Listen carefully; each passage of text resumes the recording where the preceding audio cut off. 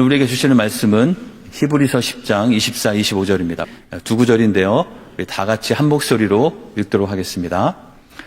서로 돌아보아 사랑과 선행을 격려하며 모이기를 패하는 어떤 사람들의 습관과 같이 하지 말고 오직 권하여 그날이 가까움을 볼수록 더욱 그리하자. 아멘. 저희가 2025년을 맞으면서 주의 은혜의 해가 우리에게 임하기를 우리가 바라면서 계속해서 말씀을 나누고 있습니다. 50년째 해가 특별한 은혜가 있는 그런 한 해가 되기를 간절히 원합니다. 이 희년 주의 은혜의 해는 두 가지 중요한 요소가 있는데요. 첫 번째는 자유가 선포되는, 자유를 누리는 해인 것이죠. 모든 것이 다 얽매였던 것들부터 자유하게 되고 원래의 모습으로 돌아가게 되는 그런 해입니다.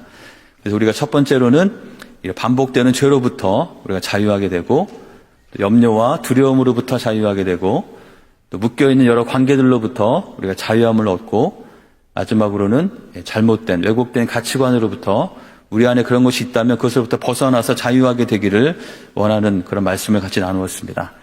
그리고 회복에 대해서도 말씀을 나누고 있는데요. 먼저는 우리가 누구인지, 나는 누구인가, 우리의 바른 정체성이 회복되어지고, 그 다음에 우리의 경건 루틴이 잘 회복되어져야 되는 것을 지난주에 말씀 나눴죠. 매일마다 기도와 말씀과 찬양이 우리에게 가득 차고 그것으로 시작하는 하루와 또 감사와 용서로 마무리하는 그런 하루가 될 때, 그러한 하루하루의 삶이 되면 우리에게 주어지는 새로운 삶은 이전과 같이 다시 어떤 것에부터 속박으로 가는 것이 아니라 참된 자유함 가운데 하나님께서 만드시는 새 역사를 이루어가는 그런 삶이 될 줄 믿습니다. 오늘은 세 번째로 우리 공동체성의 회복에 대해서 같이 생각하고 말씀을 나누도록 하겠습니다. 자, 희년이 되면 이스라엘 공동체 가운데 일어나는 가장 큰 변화와 가장 두드러진 눈에 띄는 일은 무엇일까요? 그것은 50년이 됐으니까 단순히 50년 잘 지났구나, 감사하다라는 정도가 아니고, 우리가 잘 이미 공부해서 아는 대로 두 가지 중요한 변화가 일어나게 됩니다. 희년이 공포가 되게 되면 너희는 각각 자기의 소유지로 돌아가며, 자, 이것은 무슨 말이냐면 원래 이스라엘 백성들이 가나안 땅에 들어갔을 때 각 지파별로, 각 가족별로 배분되었던 그 땅으로 다시 돌아가게 된다는 것이죠. 이들이 살아가다가 자신의 땅을 팔기도 하고 땅이 빼앗기기도 했던 그런 것들이 있다면 그 모든 것이 원래의 모습대로, 원래 자기에게 주어진 그 분기대로 돌아가게 된다는 것입니다. 그리고 두 번째는 각각 자기의 가족에게로 돌아갈지며, 이것은 무슨 말일까요? 그 지난 시간 동안 여러 가지 사정 때문에 자기 자신을 종으로 팔았던 사람들이 있죠. 그들도 다시 자유함을 얻어서 원래 자신의 가족에게로, 원래 자신의 자리로 돌아가게 된다는 것입니다. 이것이 희년의 놀라운 은혜인 것이죠. 모든 잃었던 땅을 되찾고 또 종되었던 것로부터 자유함을 얻어서 가족들이 다시 자유함 가운데 새롭게 시작할 수 있는 귀한 은혜가 주어지는 것이 바로 희년의 때인 것이죠. 하나님께서 이런 명령을 주셨음에도 불구하고 사람들이 잘 지키지 않는다면 이것이 가능하지 않게 되겠죠. 이것이 가능하기 위해서 무엇이 정말 필요할까요? 이스라엘 공동체 가운데 나만 잘 되면 끝이다라는 생각이 아니고 나의 형제 자매들, 함께 동족된, 함께 하나님의 언약을 받은 우리 모두가 함께 잘 세워지는 것이 중요하다는 그런 생각이 있어야만 그들이 이것을 순종할 것이고, 그래야만 이 희년의 정신이 이스라엘 공동체 안에 살아있으면서 그것이 그 공동체를 건강하고 하나님의 백성다운 공동체로 만들 수 있는 것이죠. 그것을 위해서 그들이 기억해야 되는 것은 바로 형제 자매됨, 우리가 다른 말로 표현한다면 공동체성, 그것이 그들에게 회복되는 것이 중요한 것입니다. 공동체성은 나만 잘하면 다 끝이다가 아니고 모두가 함께 잘해야지 나에게도 더 복이 된다는 그 사실을 믿는 것이죠. 이 이스라엘 역사 가운데는, 이스라엘 공동체 가운데 이 희년의 정신이 희석되었을 때 그들 가운데는 여러 가지 문제들이 생기는 것을 바라보게 됩니다. 그 대표적인 장면이 바로 느헤미야 5장에 있는 장면일 것입니다. 잘 아시는 대로 느헤미야 5장의 그 배경은 포로로 잡혀갔던 이스라엘 백성들이 하나님의 은혜로 다시 돌아와서 예루살렘에 성전을 지은 후에 느헤미야를 통해서 성벽을 재건하고 있는 그런 상황입니다. 정말 은혜로 그곳에서 정말 어려운 상황 가운데서 함께 힘을 모아서 성벽을 짓고 있는데 성벽을 짓는 공사를 진행하던 중에 느헤미야가 한 가지 기가 막힌 상황을 발견하게 된 것이죠. 사람들의 이야기를 들어보니까 사람들이 여러 가지 불평과 원망을 말하는데 이런 내용들인 것입니다. 우리는 자녀가 많아서 더 많은 것들이 필요한데 충분한 수입이 없기 때문에 우리가 밭과 포도원과 집도 팔고 우리 자녀들도 종으로 팔 수밖에 없게 되는, 같은 동족이 그것들을 자유하게 해주지 않고 그 형편을 봐주지 않고 종으로 삼고 또 그 종을 또 다른 곳으로 종으로 팔아버리는 그런 상황 가운데 그들이 절망하며 우리에게는 이 상황을 타개할 수 있는 아무런 힘이 없다고 원망하고 있는 그런 이야기가 들리고 있는 것이죠. 아마 매 희년마다 희년의 정신을 실천했다면 이스라엘 공동체는 그들 가운데 건강한 공동체성이 있어서 그들 모두가 또 하나님의 자녀답게 살아가면서 이런 상황 자체를 겪지 않았겠지만 그들 가운데 그런 것이 훼손되었을 때 지금은 서로 정말 힘든 가운데서도 그 중에 어느 누군가는 더 갖고 어느 누군가는 없어서 그것 때문에 서로 원망하고 불평하고 마음이 하나가 되지 못하는 그런 상황이 된 것을 보게 되는 것이죠. 그래서 느헤미야는 성벽, 눈에 보이는 성벽을 쌓기 전에 보이지 않는 성벽, 이스라엘 공동체의 공동체성이 회복되는 것이 더 중요함을 깨닫고 그 실천을 하면서 그 개혁을 하고 나서 비로소 성벽 공사를 마무리하게 되는 것을 바라보게 되는 것이죠. 우리에게도 중요한 것은 우리 눈에 보이지 않지만 우리가 함께하는 이 공동체성을 우리가 잘 회복하는 것이 우리가 하나님의 자녀답게 우리에게 주어진 삶을 잘 살아가기 위해서 매우 중요한 것이라고 믿습니다. 이러한 개념을 우리 아프리카에서 우분투라는 말로 표현한다고 합니다. 들어본 분도 있으실 텐데요. 이 우분투라는 말이 유명해진 것은 이 만델라 대통령과 또 투투 주교 이런 사람들이 이 정신을 강조하면서 그들 가운데 있던 인종차별과 그런 모든 정책들을 철폐해 나갔기 때문에 더 유명해진 것입니다. 이 우분투라는 말의 뜻은 무엇이냐면 영어로 하면은 I am because we are 라는 뜻입니다. 우리가 있기 때문에 내가 있다 라는 그런 뜻이죠. 이걸 처음 소개한 사람은 어떤 사회심리학자인데요. 그 사람이 어린아이들의 어떤 심리나 이런 것들을 이렇게 파악하고 연구하기 위해서 아이들을 이렇게 쭉 모아놓고 아프리카 한 어느 지역에 가서 아이들을 모아놓고 그 아이들이 생전 보지도 못했던 맛있는 사탕이 담겨있는 그 과자 봉지를 보여주면서 달리기를 해서 1등한 사람에게만 이것을 주겠다라고 했다고 합니다. 그럼 과연 아이들이 어떠한 모습이 될지 이제 관찰하기 위한 것이었죠. 어떠한 모습이 되었을까요? 막 서로 그 과자를 따기 위해서 막 전속력으로 전님을 다해 달려가는 것을 기대하면서 이런 실험을 했습니다. 그런데 놀랍게도 그 아이들은 그 얘기를 듣자마자 1등만 저것을 먹을 수 있다는 얘기를 듣자마자 다 같이 손을 잡고 일렬로 서서 다 같이 동시에 목적지에 다 1등으로 이렇게 골인을 하게 되었다고 합니다.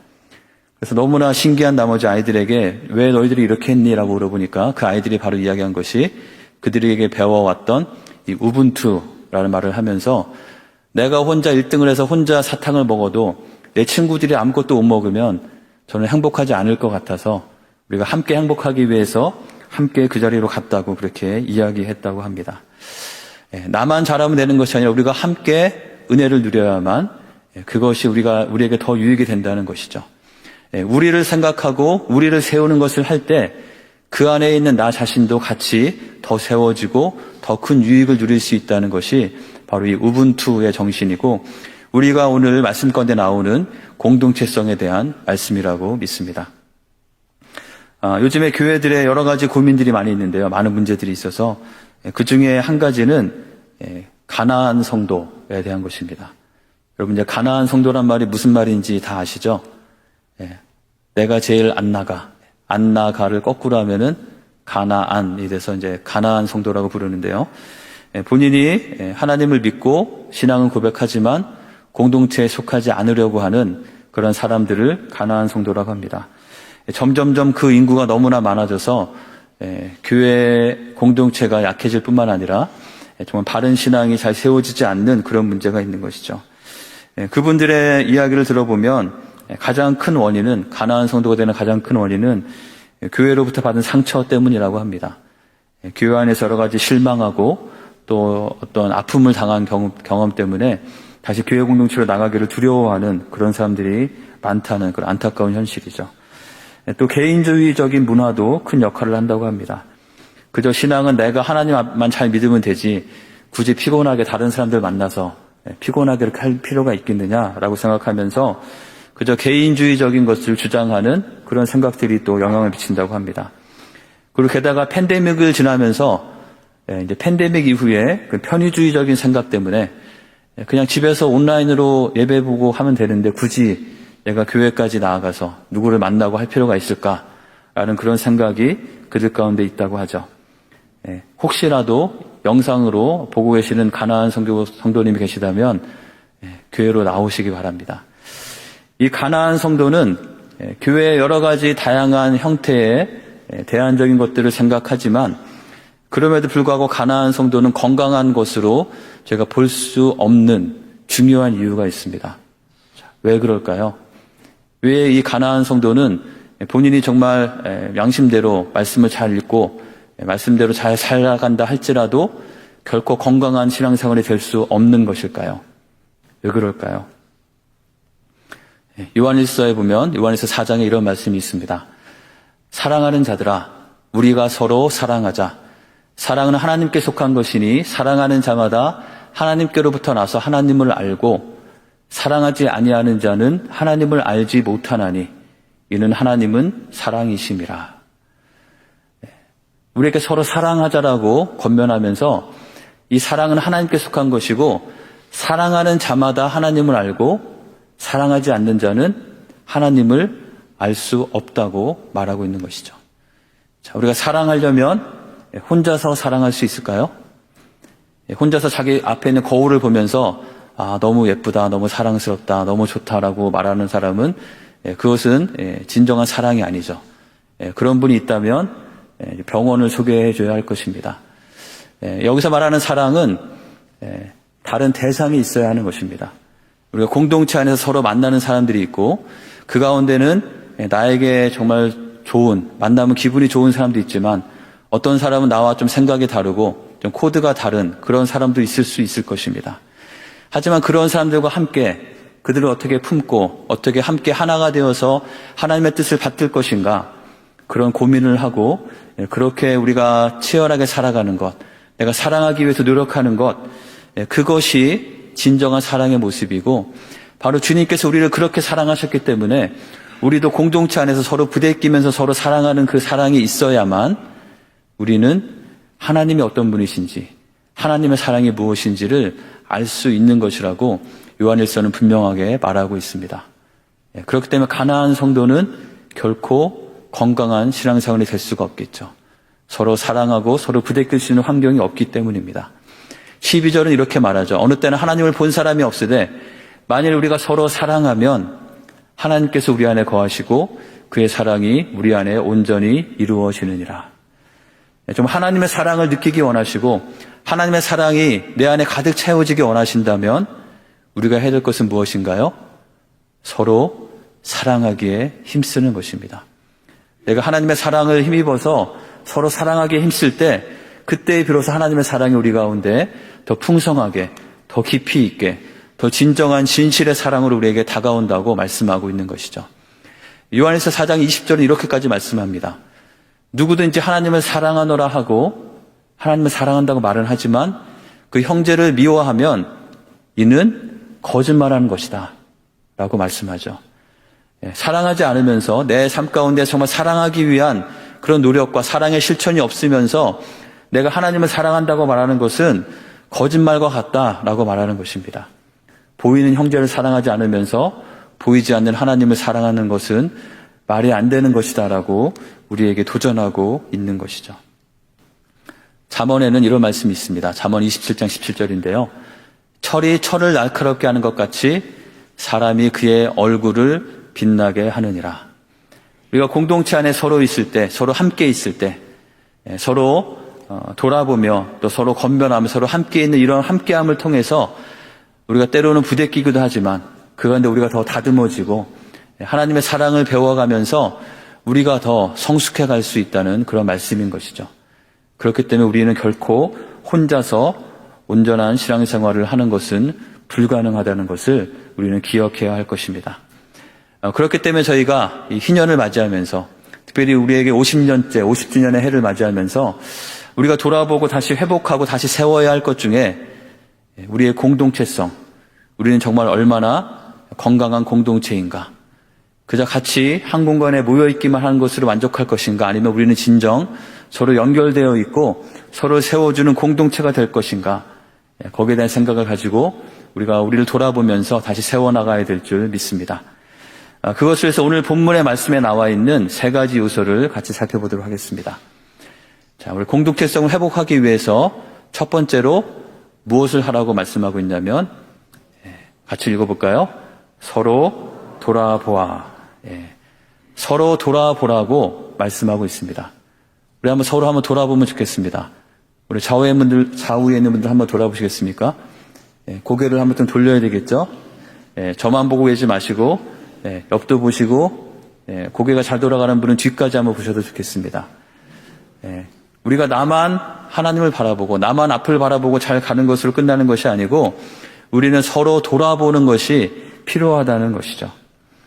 빌립보서 2장에서는 이렇게 말씀합니다. 각각 자기 일을 돌볼 뿐더러 또한 각각 다른 사람들의 일을 돌보아 나의 기쁨을 충만하게 하라. 각각 자신에게 주어진 일, 자신에게 주어진 사명을 잘 감당해 가야 한다는 것이죠. 근데 그것이 끝이 아니고 어디까지 가야 된다고 말씀합니까?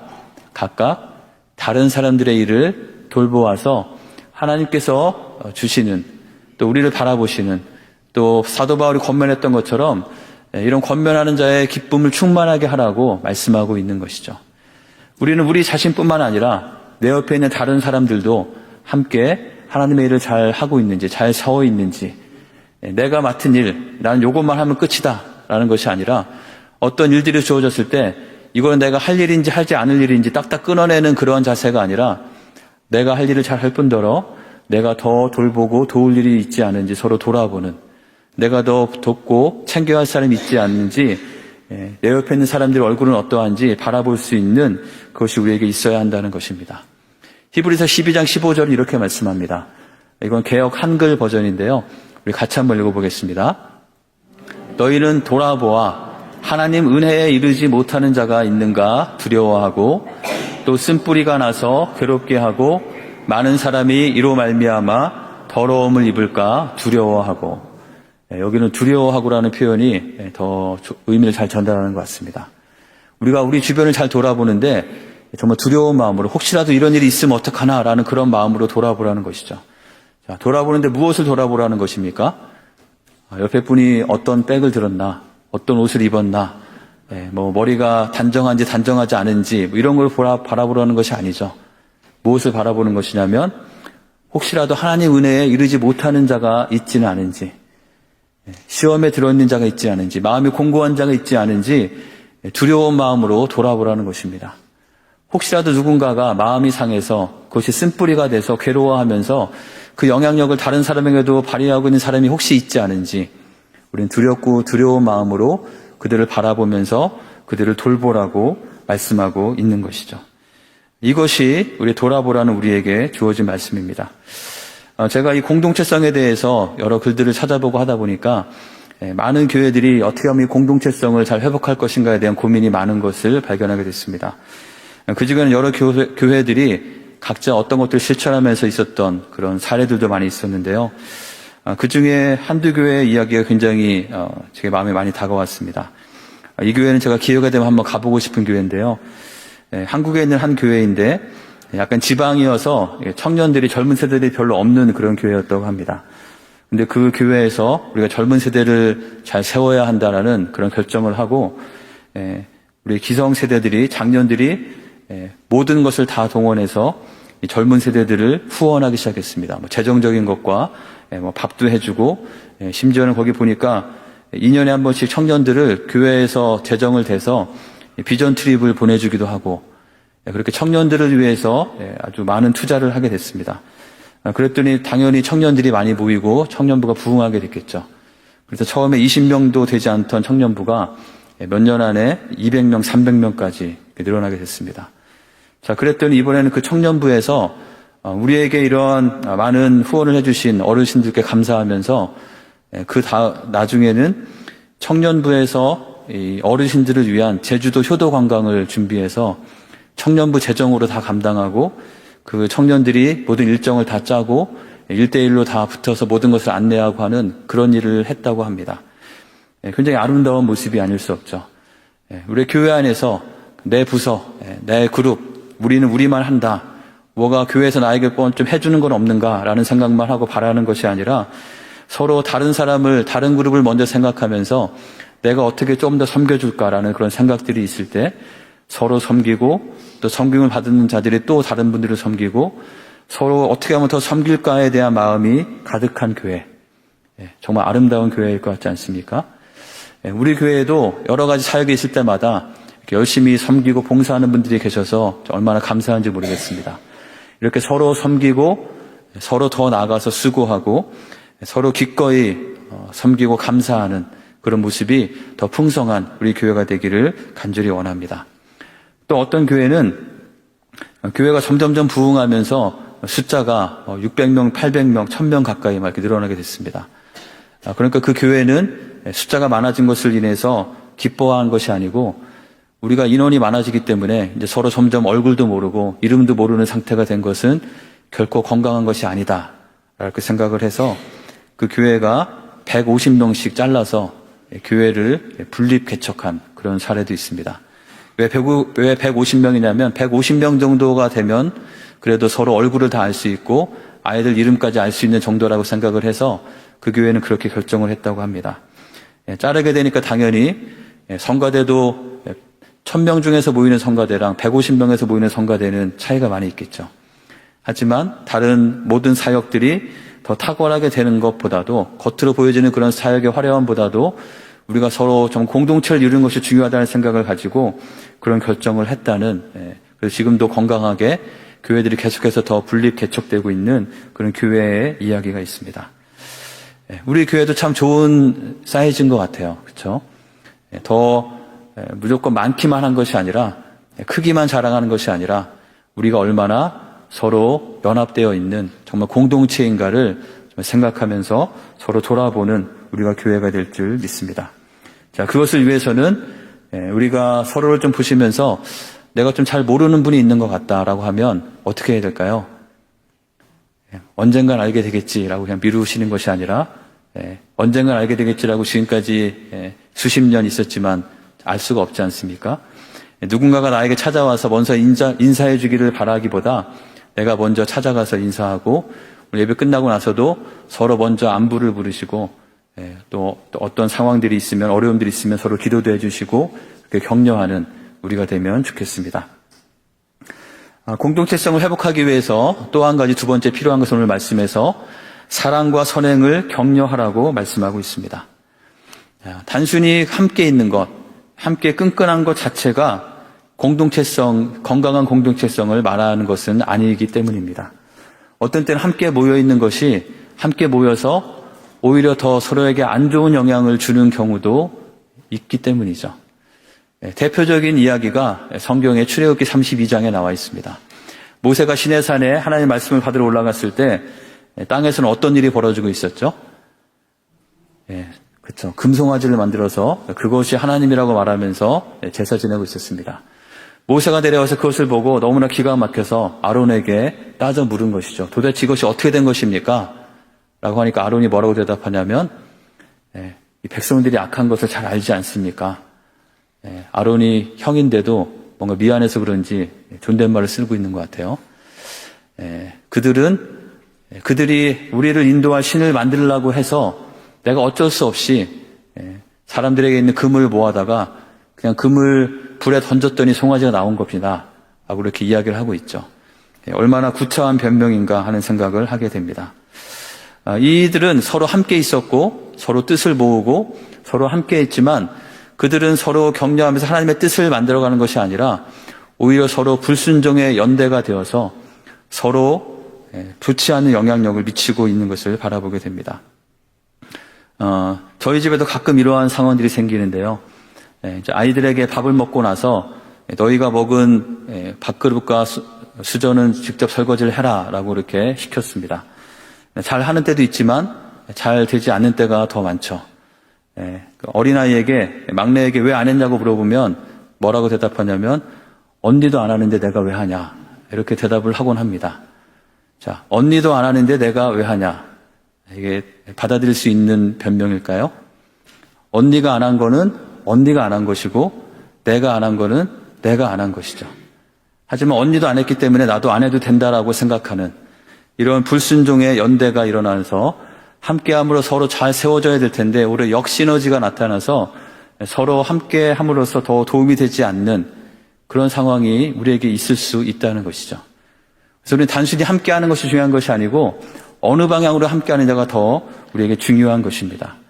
저분도 안 하는데 내가 왜 하냐라는 그런 생각을 하는 것이 아니라 다 안 하니까 나도 안 한다라고 하는 것이 아니라 우리가 해야 될 것을 하면서 서로에게 선한 영향력을 미치기에 힘쓰는 것이 바로 우리에게 회복되어야 할 공동체성의 모습인 것입니다.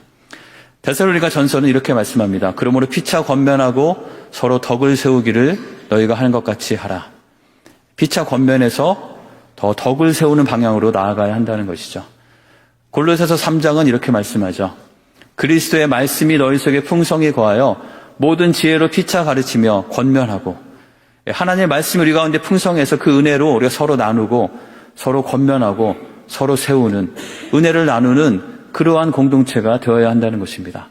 시와 찬송과 신령한 노래를 부르고 감사하는 마음과 하나님을 찬양하고 하나님께 감사하는 것이 더 풍성한, 서로 함께 있음으로 인해서 서로를 더 세워주는, 서로 더 인커리지하는, 디스커리지하지 않고 서로를 더 세워주는 그런 우리 공동체가 되어야 될 줄 믿습니다. 우리 가운데 집사님을 보니까 정말 더 힘이 나요 라는 이런 고백이 더 많아져야 되겠죠. 혹시라도 집사님을 보니까 힘이 빠지네요 이런 말은 없어야 될 것입니다.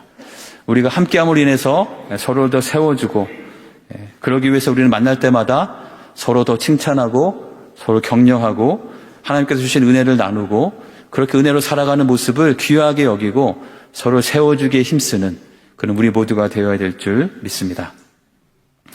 마지막으로는 모이기를 힘쓰라고 오늘 말씀은 우리에게 권면하고 있습니다.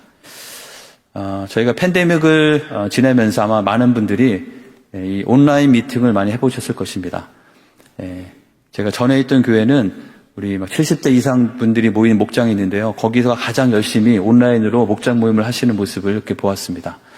아마 다양한 상황에서 다양한 모습으로 직접 만날 수 없기 때문에 여러 가지 온라인 미팅 그런 도구를 사용해서 많이 만났을 텐데요. 저도 여러 가지 모양으로 이 모임을 많이 참여하면서 느낀 것이 있는데요. 어떤 모임은 이 온라인 미팅으로 만나는 것이 더 효과적인 그런 모임도 있었고, 어떤 것은 온라인으로 만나긴 하지만 그래도 계속 뭔가 좀 아쉽고 좀 더 아쉽다라는 것이 느껴지는 그런 모임이 있었습니다. 그것이 어떤 것인가 생각을 해보니까 우리의 만남과 관계들을 이 두 가지로 구분할 수 있지 않을까 생각해 보았습니다. 첫 번째 분류는 만남이 수단인 관계가 있고, 두 번째는 만남이 목적인 관계가 있습니다. 자, 무슨 말일까요? 만남이 수단인 관계는 어떤 것일까요? 뭔가를 하기 위해서 만나는 것이죠. 그 뭔가를 하기 위한 것이 없으면 굳이 만날 필요가 없는 그런 관계를 만남이 수단인 관계라고 할 수 있을 것입니다. 대표적인 것이 여러 가지 회의들 같은 경우가 그렇죠. 저도 교회에서 많은 회의들이 있는데 그 회의들을 온라인 미팅으로 하니까 아주 굉장히 효과적인 것을 많이 느꼈습니다. 만나기 위해서 굳이 다 시간을 맞춰서 한 군데 모일 필요도 없고 편한 옷 입고 편하게 앉아서 그 회의 내용만 집중하면 되는 것이죠. 그리고 또 내용을 어떤 시간을 딱 설정해 놓으면 그 시간이 되면 딱 끝나게 맞출 수도 있기 때문에 또 집중해서 다른 얘기 안 하고 그 요건만 딱 다룰 수 있는 그런 장점이 있었습니다. 그런 모임은 저런 게 혹시 더 도움이 되는 걸 보았습니다. 하지만 만남이 목적인 관계가 있죠. 이것은 무엇을 하기 위해서 만나는 것이 아니라 만남 자체가 목적인 그런 관계들입니다. 우리 믿음의 공동체가 바로 이런 공동체들이겠죠. 우리 가족도 이러한 공동체일 것입니다. 가족들이 그냥 멀리 각 방에 떨어져서 줌으로만 만나서 생활할 수는 없겠죠.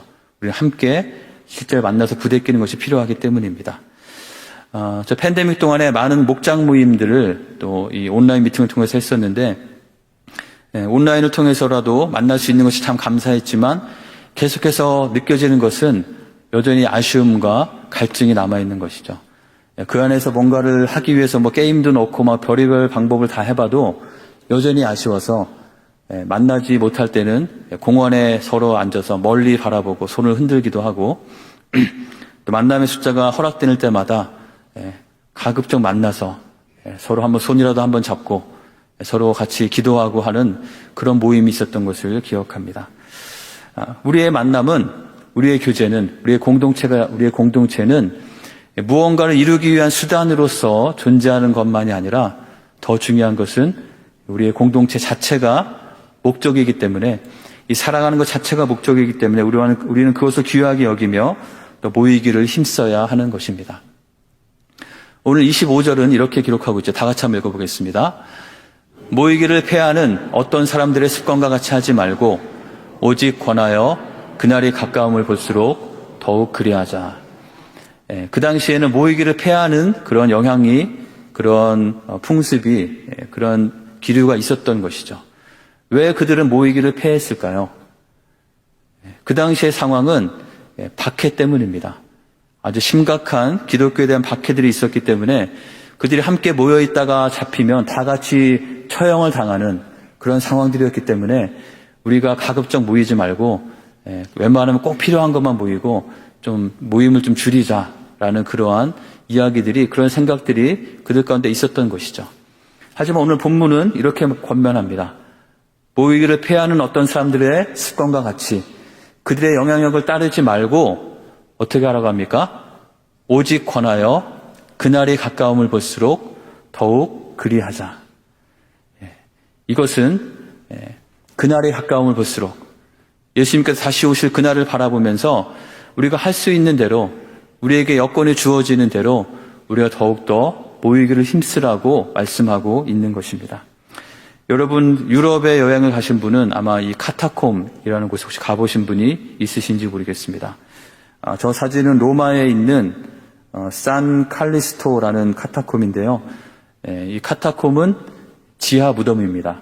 카타가 뭐뭐 사이에라는 뜻이고 콤이 무덤이라는 뜻인데요. 원래 지하에 이렇게 시신들을 매장하는 이런 지하 무덤인데, 박해받던 그리스도인들이 지상에서 모이다가 발각되면 큰 위험에 처하기 때문에 그들이 카타콤을 더 깊게 파면서 이 안에서 공동체 생활을 했던 그런 기록들이 있는 것이죠. 저 사진에 있는 저 카타콤은 길이가 20km나 되는, 유럽 전역의 곳곳에 수십 킬로미터 이상이 되는 이런 긴 땅굴과 같은 모습들이 있으면서 이 박해받던 그리스도인들은 저 안에서라도 서로 모이기를 힘썼던 것이죠.